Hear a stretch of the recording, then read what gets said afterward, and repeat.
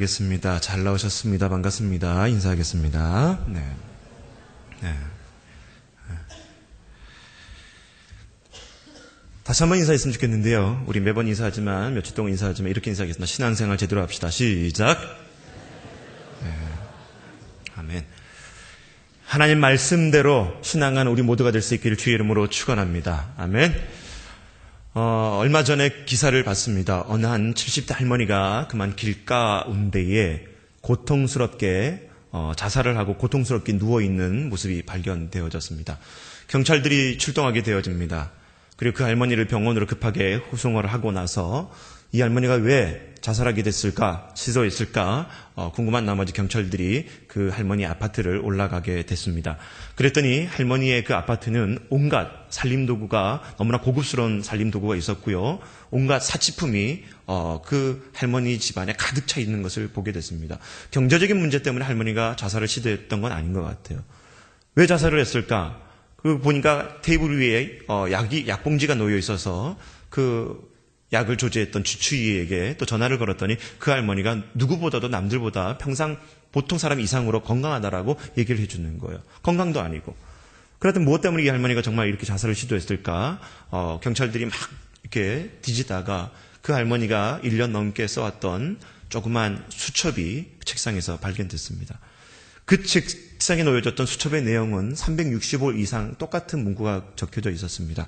바로 이 말이었습니다. 오늘도 아무도 나에게 오지 않았음. 오늘도 아무도 나에게 오지 않았음. 그 문구가 365일 이상으로 똑같은 문구가 적혀져 있었다는 거예요. 그 할머니가 자살한 이유는 다른 것이 아니라 외로워서 고독했기 때문에 자살했다는 것입니다.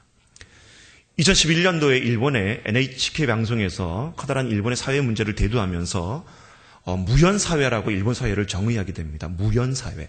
이 말은 혼자 살거나 혼자 죽는 그런 고독사하는 사람들이 일본 사회에 점점 더 늘어나고 있다는 거예요. 그래서 죽었음에도 불구하고 연고지가 없어서 연락할 사람이 없어서 이 시신을 어떻게 처리해야 될지 모르는 그런 무연사회가 일본 사회가 점점 더 그렇게 치닫고 있다고 정의를 하게 되면서 현대인의 가장 큰 문제는 바로 고독이라고 그 방송에서 진단을 하게 되어집니다. 우리나라를 살펴보니까요. 2011년도에 고독사, 다시 말해서 죽고 난 다음에 연고가 없는 그런 사람들이 무려 727명이나 됐다고 합니다. 그런데 많은 사회학자들이 이런 고독사에 해당하는 사람들이 고령층에만 있는 것이 아니라 점차 중령층뿐만이 아니라 20대, 30대 젊은이들 사이에서도 이런 고독사들이 점점점 늘어나고 있다는 거예요. 외롭기 때문에. 외로운 사람이 너무나 많다는 거예요. 오늘 여러분이 이 똑같은 자리에 예배를 드리고 있지만 수많은 무리들이 이렇게 모여 앉아 있지만 어떤 사람은 외롭지 않은 사람이 있는 반면에 어떤 사람은 외롭다는 거예요. 어떻게 보면 이 시간에 집에서 TV 보고 좀 놀 수 있음에도 불구하고 외롭기 때문에 고독하기 때문에 그저 교회라도 가보자라고 온 사람이 아마 10분의 1 정도는 있을지도 모르겠습니다. 근데 여러분 이 외로움과 고독의 문제는 보통 사람들의 문제가 아니라는 거예요. 심지어 저만 해도 마찬가지라는 것입니다. 저희 아이가 금요일 날 이제 몸이 좋지 않아서 청주에 있는 이제 병원에 입원시키기 위해서 가족들이 다 올라갔어요. 포항에 병실이 없다 보니까. 근데 가족이 다 떠나가고 이제 토요일하고 주일날 이렇게 남게 됐는데 몰려오는 것이 고독이 있더라는 거예요. 집에 들어가도 반갑게 맞이해주던 애들도 없고 밥을 챙겨주던 저희 아내도 없고 그러다 보니까 나도 모르는 사이에 고독이 몰려오더라는 거예요. 가만히 앉아가지고 이게 뭔가 그런 느낌이 몰려오더라는 거예요. 여러분 사회학자 중에 여러분 리즈만이라는 이 사회학자는 군중 속의 고독이라고 표현합니다. 아무리 수많은 사람들이 몰려있다 하도 그 가운데 고독을 느끼는 사람이 있다는 거예요. 그런데 여러분 숫자가 적다고 해도 그 가운데 고독을 느끼지 못하는 사람이 있어요. 이 자리에 여러분 예배 가운데 커플끼리 앉아있는 사람들 절대 외롭지 않습니다. 그렇잖아요? 혼자 둘이 앉아서 예배 드린다고 해도 그들은 외롭지 않을 거예요. 그런데 이렇게 300명 가까이 모여서 예배 드린다고 할지라도 싱글인 사람은 다 외롭다는 거예요. 네? 그렇지 않습니까? 네?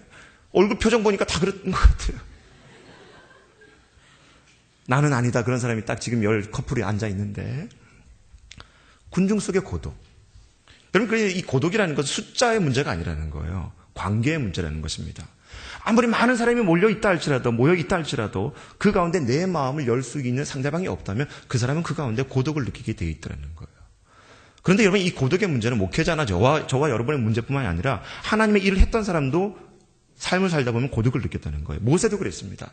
늘 언제나 하나님 앞에 대면했을 뿐이지 옆에 여러분 평양적으로 동행할 수 있는 사람이 없었다는 거예요. 여호수아도 마찬가지였습니다. 그 가나안 땅을 점령하게 됐을 때 수많은 결정을 내리게 될 때 이 여호수아가 얼마나 여러분 갈등이 심했겠습니까? 근데 그 여호수아의 마음을 이해할 수 있는 사람이 없었던 거예요. 다윗도 마찬가지였습니다. 끊임없는 전쟁을 해나가면서 중요한 결정을 내릴 때 이 다윗이 여러분 마음속에 얼마나 괴로웠겠어요. 그러나 그 다윗의 삶은 한평생 외로운 삶이었다는 것입니다. 여러분, 그래서 A.W. 토저 목사님은 얘기를 하게 됩니다. 위대한 사람들 한결같이 외로웠다라고 정의하고 있어요. 오늘 말씀을 보다 보면 엘리야라는 인물이 등장하게 되어집니다. 엘리야가 열왕기상 17장부터 하나님 앞에 부름을 받고 아합 왕에게 가뭄이 올 거라는 것을 예언을 하고 나서 그리 시냇가로 가게 됐을 때 하나님께서는 그 엘리야에게 까마귀를 통해서 떡과 그리고 고기를 물려다 주면서 이 엘리야를 배부르게 하게 되어집니다. 그리고 가뭄이 들어왔을 때에 사르밧이시라는 지역으로 올라가서 그 지역에 있는 과부를 통해서 공개를 받게 해버린단 말이에요. 그리고 나서 18장에 와서는 이 엘리야가 바알 선지자 450명과 아세라 선지자 400명과 영적 대결에서 승리하게 되어집니다. 바로 그리고 난 이후에 19장의 말씀을 읽다 보면 그 아합 왕의 아내였던 이세벨이 이 엘리야를 죽이기 위해서 달려올 것을 소문을 듣고 이 엘리야가 취한 태도는 겁을 먹고 그만 광야로 도망을 가는 거예요. 그리고 그 광야 속에 있을 때 오늘 하나님께서 내가 어찌하여 여기 있느냐라고 물으시는 그 대목이 오늘 우리 오창호 형제가 읽었던 그 말씀의 본문의 대목이라는 것입니다. 수많은 일을 했음에도 불구하고 하나님 앞에 위대한 일을 했음에도 불구하고 자신의 생명이 위협에 처해지게 됐을 때 그 광야에 가서 느꼈던 그 엘리야의 감정은 다름이 아니라 고독이었다는 것입니다. 여러분, 오늘 이 시대를 사는 수많은 사람들을 한결같이 느끼는 것이 고독이고 외로움이라는 코드라는 거예요. 나는 아니다라고 생각할지 모르겠지만 마음 한구석에 여러분 위대한 철학자 파스칼이 얘기했던 것처럼 인간의 내면에는 절대 사람이 채울 수 없는 빈 공간이 있다고 그랬단 말이에요. 그 빈 공간은 하나님만이 채울 수 있는 그 바로 고독이라는 공간이 바로 우리에게 다 있다는 것입니다. 이 고독의 공간을 오늘 우리에게 주어진 이 본문의 말씀을 통해서 하나님의 깨달음으로 해결하는 우리 모두가 될 수 있기를 주의 이름으로 축원합니다. 예, 하울링이 잠깐 뜨네요. 방송실 좀 소리를 잡아주십시오. 같이 따라했으면 좋겠습니다. 하나님의 임재를 경험하라. 시작. 아멘. 자, 우리에게 주어진 말씀 한번 다시 읽었습니다. 11절 같이 한번 읽어보겠습니다. 여러분 큰 목소리로 11절 시작.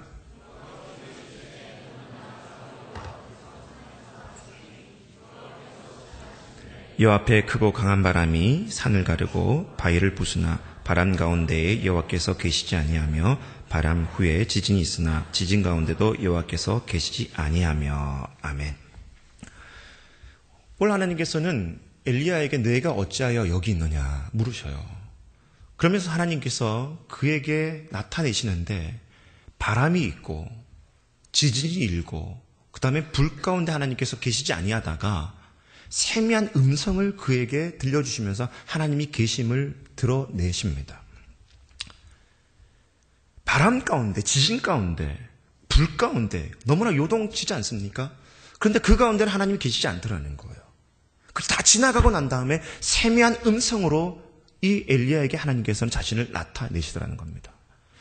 여러분, 우리가 고독할 때, 외로울 때 그 고독과 외로움을 달리기 위해서 내 주변에 있는 수많은 사람들에게 전화를 하지 않습니까? 내 아픔과 내 하소연을 그 사람에게 쏟아붓지 않습니까? 그리고 난 이후에 얻는 감정은 뭐라는 거예요? 여러분, 대부분이 허탈감 아닙니까? 허탈감이 아닌가요? 일시적인 그런 위안을 받을 수 있지만 시간이 흘러가면서 다시 몰려오는 그 허탈감은 과연 뭡니까? 여러분, 우리가 고독할 때에 하나님의 음성을 들을 수 있기를 주의 이름으로 축원합니다. 시끄러운 상황 속에서 하나님의 음성을 듣는 것이 아니라 하나님께서 나에게 세밀하게 말씀하시는 그 하나님의 음성을 듣기 위해서 여러분들이 하나님과 독대할 수 있는 시간이 여러분들에게 있기를 주의 이름으로 축원합니다. 그래서 여러분, 하나님의 세밀한 음성을 듣기 위해서 우리가 가져야 될 코드가 있는데 그것이 무엇이냐? 바로 기도와 말씀이라는 거예요. 기도와 말씀. 하나님 앞에 기도하면서 하나님의 응답을 들을 수가 있는 것이고요. 성경 66권은 나에게 들려주는 그 세미한 목소리, 하나님의 음성을 하나님의 말씀을 통해서 듣는 은혜가 여러분에게 있기를 주의 이름으로 축원합니다. 그래서 여러분, A.W. 토저 목사님 또 얘기하지만 이 목사님이 이렇게 얘기합니다. 위대한 독수리는 혼자 난다. 그리고 커다란 산자는 혼자 사냥감을 찾아간다. 그리고 하나님의 위대했던 사람들은 한결같이 혼자였다라고 얘기합니다. 여러분, 혼자 있는 그 고독의 시간을 여러분 즐기십시오. 두려워하지 마십시오.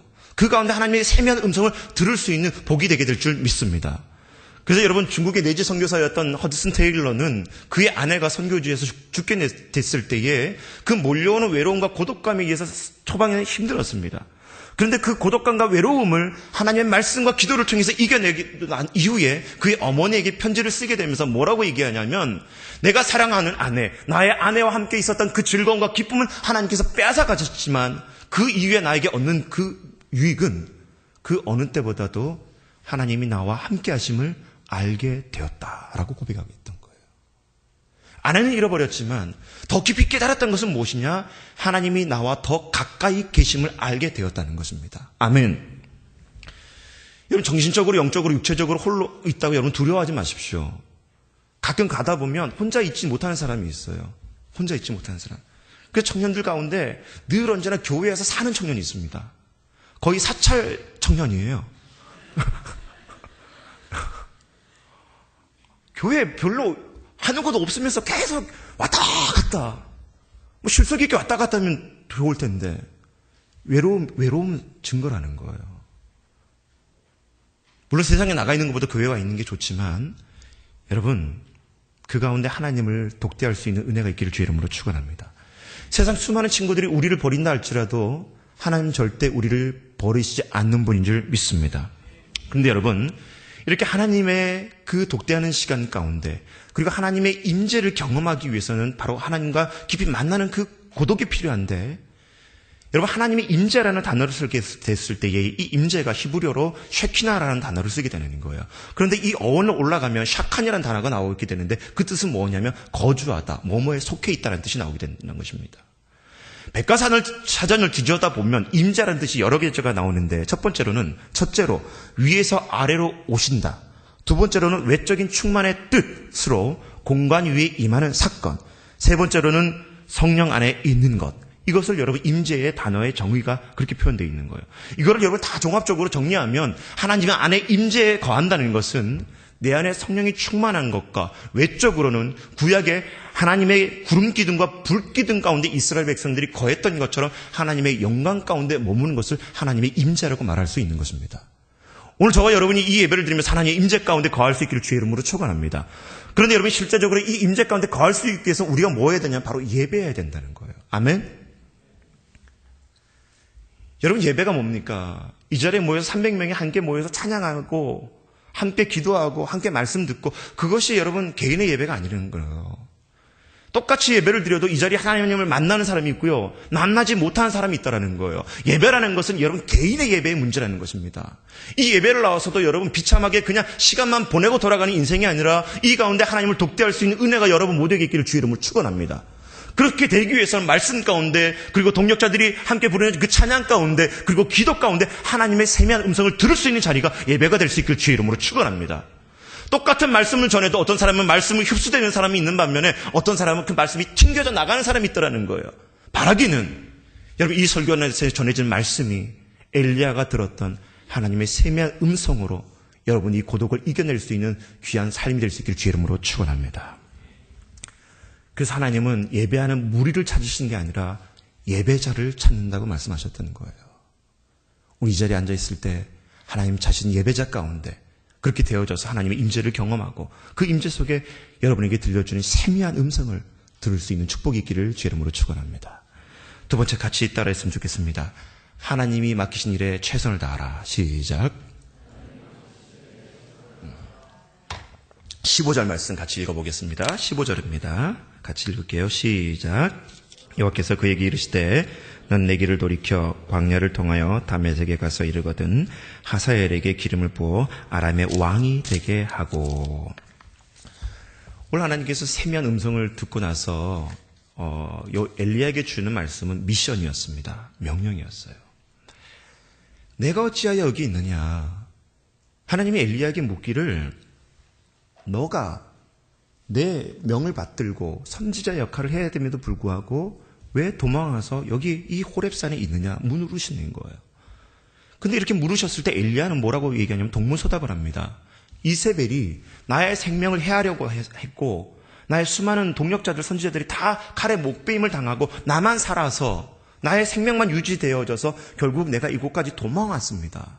묻는 거예요. 그러니까 13절에 또 하나님께서 묻습니다. 내가 왜 여기 있느냐? 똑같은 대답을 또 엘리야는 합니다. 답답한 나머지 하나님께서는 그에게 뭘 하시냐면 가서 해야 될 일을 직접적으로 엘리야에게 말씀해 주십니다. 엘리야가 여러분 왜 고독했겠습니까? 왜 외로웠겠습니까? 17장, 18장 말씀을 보다 보면 엘리야가 이렇게 고독을 느끼고 외롭다는 것은 여러분 이해가 되지 않는 상황이에요. 그런데 자신의 생명이 위협이 다가오게 되니까 광야로 도망 나와서 그 순간에 느꼈던 그 고독의 감정 가운데 하나님께서 뭐라고 말씀하시냐면 내가 너와 함께 하겠다. 이 말씀을 하신 것이 아니라 내가 여기 왜 있느냐? 내가 왜 여기 있느냐? 가서 나의 명을 받들고 일을 해야 될 선지자가 너가 왜 여기 있느냐? 다시 말해서 그 갈멜살 전쟁 이후에 엘리야는 끊임없이 하나님의 일을 받들고 순종하고 사역을 해야 될 인물이었지만 그만 자신의 생명의 위협을 느끼고 광야로 도망 나오게 됐을 때에 느꼈던 그 감정, 그것을 깨트리기 위해서는 다시 사명을 붙들고 돌아가야 될 곳으로 돌아가라는 얘기예요.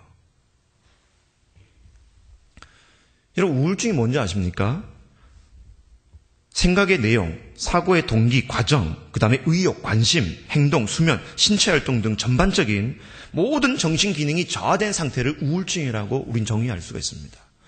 근데 여러분 이 우울증이 걸리는 사람들 대부분 특성이 보다 보면 시간이 여유롭다는 거예요. 시간이 많은 사람들이 우울증에 잘 걸립니다. 할 일이 없으니까. 할 일이 없으니까 늘 언제나 자기 생각만 하게 되는 거예요. 그러면서 자기 안에 있는 그 빈 공간을 메꾸지 못하니까 여러분 모든 정신 기능이 저하가 되면서 우울증이 몰려오게 되더라는 거예요. 근데 여러분 바쁜 사람 치고 우울증 걸리는 사람이 없습니다. 육체적인 노동이 있고 육체적인 피로를 느끼는 사람은 그 우울증을 느낄 새가 없는 거예요. 그래서 여러분 어느 정신과 의사가 얘기하기를 아이 4명을 둔 엄마는 우울증에 걸릴 염려가 없다는 거예요.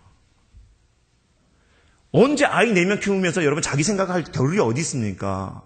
기저귀 갈기 바쁘죠. 애들 밥 먹이기 바쁘죠. 옷 갈아입히기 바쁘죠. 겨를이 없는 거예요. 바쁘게 지내다 보니까. 여러분 마찬가지입니다. 우리가 살아갈 때 여러분 그 고독 가운데 다가오는 그 우울증 가운데 괴로워할 것이 아니라 정말 우리가 지난주에도 말씀을 배웠듯이 여러분의 인생이 하나님 앞에 녹슬어서 사라지는 인생이 아니라 하나님 앞에 사용되어져서 닳고 없어지는 인생이 될 수 있길 주의 이름으로 축복합니다. 그래서 로마서 12장 11절 말씀 보다 보면 부지런하여 게으르지 말고 열심을 품고 주를 섬기라 하고 사도 바울은 로마 교회에게 당부해 주고 있는 거예요. 세계의 나그네라고 불려졌던 김찬삼 씨가 슈바이처 박사를 만나게 됩니다. 그리고 그 슈바이처 박사에게 물어요. 박사님, 성공하기 위해서는 어떻게 해야 됩니까? 물으니까 이 슈바이처 박사가 그 김찬삼 씨에게 얘기하기를 신앙이든 교육이든 사업이든 뭔가 하나에 성공하려면 그 일에 반드시 미쳐야지만이 성공할 수 있다고 얘기했어요. 1998년에 여러분 시사 주간지였던 타임지가 가장 인류 역사상 가장 큰 영향력을 끼쳤던 인물을 한 사람 뽑았는데 그게 누구였냐면 바로 토마스 에디슨이었다는 거예요. 여러분 이 에디슨이라는 사람이 여러분 얼마나 많은 발명품을 만들게 됐습니까? 그런데 그가 하나의 어떤 목표를 정하게 되면 그 목표에 맞춰서 모든 것을 집중하게 되어집니다. 그리고 그 관련된 사전의 지식을 얻기 위해서 수천 권의 책을 이 에디슨 보게 되는 거예요. 그러면서 그가 만들었던 발명품이 백열전구, 추금기, 전기기관차, 타자기, 콘크리트 빌딩의 건설 기법, 금속판 제조 기법 등 여러 가지 획기적인 발명품을 만들게 되어졌다는 거예요. 그리고 이 필라멘트를 여러분 발견하기 위해서 이 에디슨은 무려 6,000번의 실패를 하게 됩니다. 그리고 실패를 한 이후에 그 에디슨의 고백을 듣다 보면 나는 실패한 것이 아니다. 단지 실행되지 않아야 될 6,000가지 방법을 내가 깨달았을 뿐이다 라고 획기적인 여러분 아이디어로 자신의 그 노력을 대답하는 것을 볼 수가 있습니다. 이 에디슨이 무려 발명품에 관련된 자신의 노트를 썼을 때 무려 3,400권의 책이 남아 있습니다. 하나의 일을 이루기 위해서. 거기에 목표를 달성하기 위해서 매진했던 그 에디슨의 노력을 볼 수가 있습니다. 여러분, 오늘 여러분의 삶을 살면서 고독합니까? 외롭습니까? 그 외로움과 고독을 찾기 위해서 쉽게 이성교제를 만나고 쉽게 마음을 열면서 또 되려 상처를 받고 있지는 않습니까? 근데 고독을 느끼는 사람, 외로움을 느끼는 청년들의 공통점이 뭔지 아십니까? 옛날만큼 열심이 없더라는 거예요. 옛날만큼 열심이 없더라는 거예요. 오늘 여러분 보면 알겠지만은 예배 가운데도 마찬가지입니다. 이렇게 가운데 앉아있는 청년들은 고독하지가 않아요. 그런데 꼭 고독을 느끼는 청년들보다는 저 가장자리 이렇게 쭉 앉아가지고, 예? 목사님하고 얼굴 피하려고 하는 사람들. 고독 가운데 있는 인물인 게 증거가 되잖아요. 저기 김원근 형제. 맞다고 대답하고 있죠.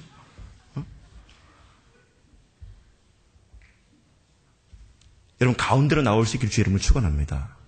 이 가운데로 나온다는 것은 여러분 동역자들이 있는 사역의 그 현장으로 나오라는 거예요. 사람과 부딪힐 수 있는 그 가운데로 자리로 나오라는 것입니다. 혼자만 있지 말고 이 고독을 혼자만 앓고 우울하는 게 아니라 하나님이 있고 하나님의 일이 있는 그 사역의 현장에 나와서 이 고독을 떨쳐버리고 하나님이 나에게 해주신 그 명령과 사명에 집중함으로 말미암아 그 우울증을 떨쳐버리는 은혜가 저와 여러분 모두에게 있기를 주의 이름으로 축원합니다.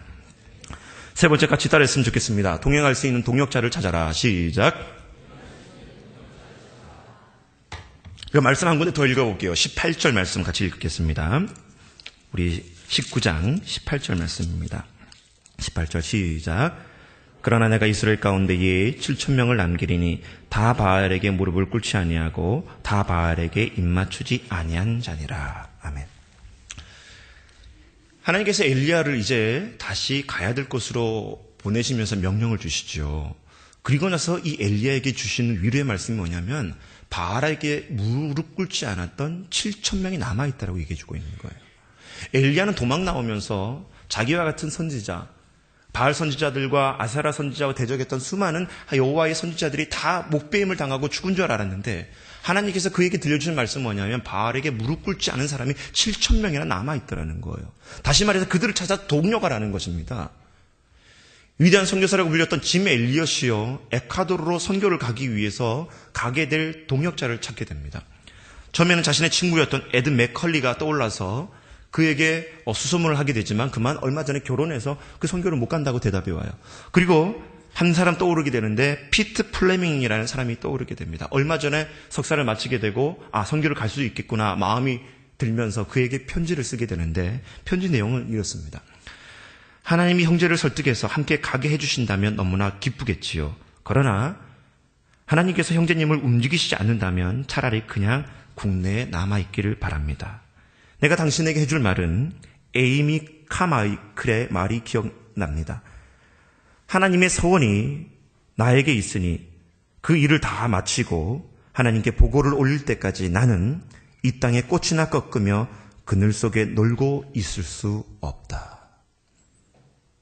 마침내 피트 플레밍을 이 짐 엘리엇은 하나님의 마음으로 같이 동역하게 되어지고 그리고 에콰도르로 1952년도에 떠나게 되어집니다. 여러분 동역자라는 것은 동행하는 사람이라는 거예요. 근데 그 동행하는 사람은 같은 곳을 바라보고 같은 마음과 같은 뜻을 품고 나가는 것이 바로 동행자라는 것입니다. 그렇기 때문에 엄밀히 말하면 같은 비전과 같은 꿈을 품고 같은 방향으로 나아가는 바로 동행하는 사람이 동역자라는 것입니다. 근데 여러분 아무리 서로가 열심히 있다고 할지라도요 방향이 틀리게 되면 서로 배에서 노를 젓는다고 할지라도 서로가 이 노를 젓는 방향이 틀리다 보니까 서로에게 방해꾼이 되어지고 구경꾼이 되거나 해방꾼이 되는 사람이 얼마나 많은지 몰라요. 우리 포천 공동체 안에서도 이 자리에서 예배드리고 있는 수많은 청년들이 있지만 같은 마음 생각, 같은 뜻을 품고 가야 되는데 서로의 생각과 서로의 그 방향이 틀리다 보니까 늘 언제나 서로에게 방해꾼과 같은 모습으로 여러분 전락할 때가 얼마나 많이 있습니까? 바라기는 오늘 이 자리에 예배드리는 수많은 청년들이 아름다운 동행하는 동역자들을 만날 수 있는 은혜가 있기를 주의 이름으로 축원합니다. 그런 의미에서 옆 사람한테 한번 인사했으면 좋겠어요. 당신은 내 동역자입니다. 시작. 교회라는 곳이요, 여러분. 얼마나 사람이 많습니까? 저희 교회만 해도. 청년부만 해도 300명 넘게 이렇게 해서 예배를 드리고 있는데 다 생각이 틀리잖아요. 근데 하나님은 그 생각을 다 살리시기보다는 동역하라고 우리에게 말씀해 주고 있는 거예요. 그러면 내 생각이 이렇다 할지라도 공동체가 가고자 하는 방향이 그렇다면 거기에 맞춰서 같이 함께 노를 저어가는 것이 동역이라는 것입니다. 제너럴 일렉트릭사의 최고 경영자였던 잭 웰치가 끝없는 도전과 용기라는 책에서 이렇게 얘기합니다. 나는 나라는 1인칭 단어를 쓰기를 너무나 싫어한다. 혹시라도 내가 내 자서전을 쓰면서 나라는 이 단어를 쓸 때는 나 개인을 의미하는 것이 아니라 우리 직장 동료들 그리고 모든 관계자들을 포함하는 말이다라고 얘기를 했어요. 잘 생각해 보십시오. 우리가 지금까지 이 자리에 앉아있는 것, 내가 신앙생활 지금까지 여기까지 하게 된 것, 지금까지 오늘까지 이 자리에 살아온 것, 모든 것이 여러분 스스로의 힘이 아니라 하나님과 우리 주변에 있는 동력자들의 작품인 줄 믿으시기 바랍니다. 그렇다면 여러분 삶을 살면서 엘리야가 고독 가운데 수많은 그 선지자들이 다 사라지게 되고 자기 혼자만 남았다고 생각하면서 고독을 느꼈을 때에 하나님께서 바알에게 무릎 꿇지 않았던 7,000명의 동력자를 찾으라고 말씀하셨던 것처럼 오늘 이 예배를 드리면서 우리의 신앙이 고독 가운데 이겨낼 수 있는 방법, 아름다운 동력자들이 이 자리에 만나주는 은혜가 있기를 주의 이름으로 축원합니다. 여러분 신앙생활하면서 커다란 재산이 뭔지 압니까? 동력자들 만나는 거예요. 이 동력자를 만나기 위해서 여러분 어떻게 합니까? 예배를 열심히 드려야 되죠. 그것을 끝나는 게 아니에요.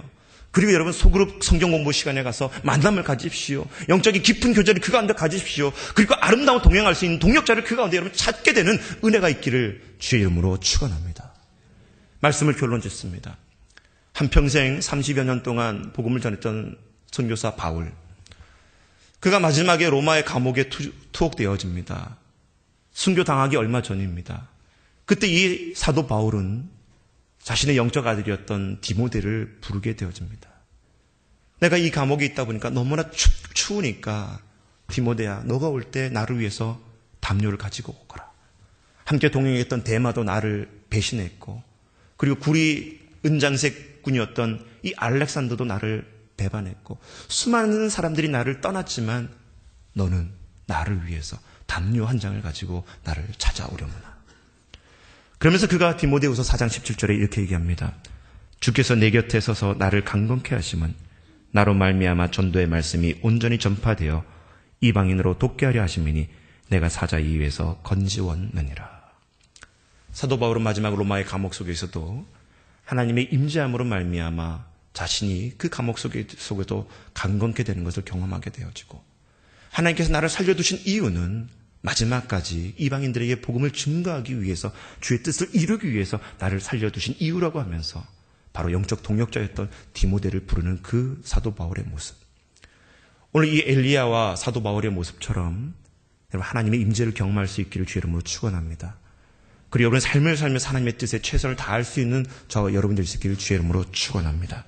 그리고 삶을 살면서 함께 같은 방향으로 나아갈 수 있는 동행하는 동력자들이 여러분에 있기를 주의 이름으로 축원합니다. 같이 기도하겠습니다.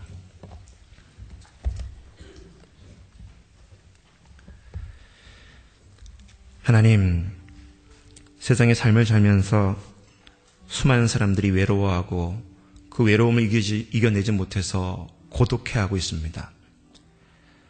하나님 함께 하심에도 불구하고 하나님의 임재를 경험하지 못해서 고독해하고 있는 청년들이 있다면 하나님 이 예배 가운데 저들의 생활 가운데 하나님의 세미한 음성으로 하나님이 함께 하심을 깨달을 수 있도록 도와주시옵소서. 우리의 삶이 하나님 나태해지지 않게 하여 주시고 하나님이 나에게 맡겨주신 그 사명을 붙들고 최선을 다해 달려갈 때 내 영혼의 빈자리가 하나님의 은혜 가운데 채워지는 역사도 일어나게 하여 주시옵소서. 포천 공동체 신앙생활하면서 한평생 같은 방향과 같은 곳을 향해 나아갈 수 있는 아름다운 동행하는 동역자들의 만남이 이 가운데 있어질 수 있도록 하나님 도와주셔서 우리 가운데 놓여져 있는 수많은 고독의 문제를 이겨내고 하나님 귀하게 쓰임받을 수 있는 그리스도의 제자된 삶 될 수 있도록 주여 역사하여 주시옵소서. 감사드렸고 예수님 이름으로 기도드립니다. 아멘. 다 같이 자리에서 일어나도록 하겠습니다. 우리 옆 사람한테 그렇게 인사하겠습니다.